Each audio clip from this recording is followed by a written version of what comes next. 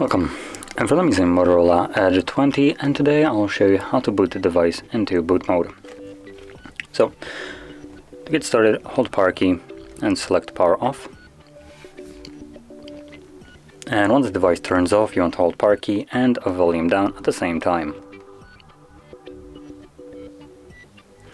And there we go, we are now in the boot mode or bootloader. So to navigate through the options right here, you will need to use volume keys up and down, as you can see. So it will just cycle through them over and over. So we have barcode, start, which takes us back to Android, restart bootloader, which just stays where we are basically. Then we have recovery mode, power off, bootloader logs, and then again it cycles through. So whatever you select, you will then confirm with power key, and because I want to leave this mode, I'm gonna stick with start, which takes me back to Android.